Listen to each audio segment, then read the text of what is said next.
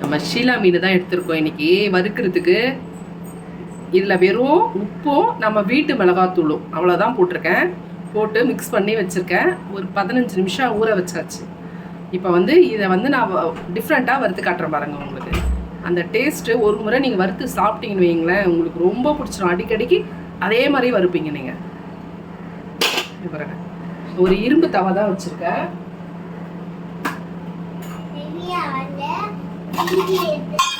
இல்லை நம்ம எண்ணெய் ஊற்றிக்கலாம்.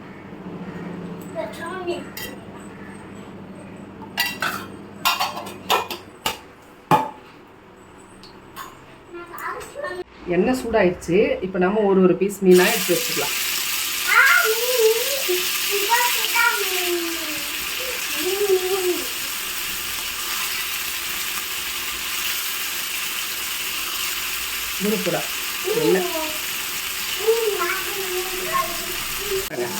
மீன் போட்டு ஒரு பக்கம் வெந்துருச்சு. இப்போ நம்ம கொஞ்சமாக கருவேப்பிலை போட்டுக்கலாம். கருவேப்பிலை போட்டு இது வந்து பொடி, பருப்பு பொடி. இந்த பருப்பு பொடியை கொஞ்சம் திருப்புறதுக்கு முன்னாடி இந்த மீன் மேலே போட்டுக்கலாம்.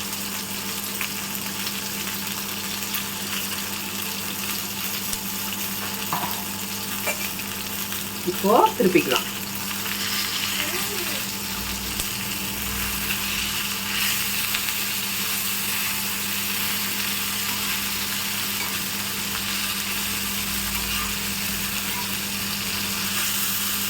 இது பாருங்க, திருப்பியாச்சா? நம்ம திருப்புறதுக்கு முன்னாடி போட்டோமா, இப்போ திருப்பிட்டு இது மேலேயே கொஞ்சம்.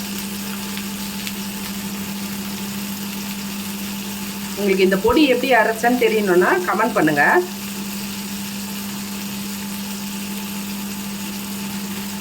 செம்ம டேஸ்டாக இருக்கும் பாருங்க. நீங்கள் வெளியில் பீச்லாம் போயிருந்தா சாப்பிட்ருப்பீங்க. அந்த சீக்ரெட் பொடி போட்டு கொடுப்பாங்க. அது இந்த பொடி தான். வேற லெவல் டேஸ்டாக இருக்கும். இந்த பக்கம் திருப்பி பொடி போட்டோம் இல்லையா, இப்போ இந்த பக்கம் திருப்பிக்கலாம்.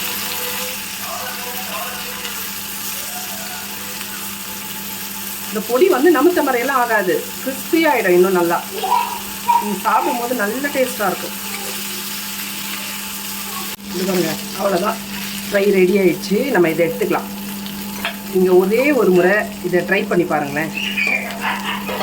என்னன்னா, நான் அந்த பொடியில் என்னென்ன சேர்த்துருக்குன்னு உங்ககிட்ட சொல்லலை.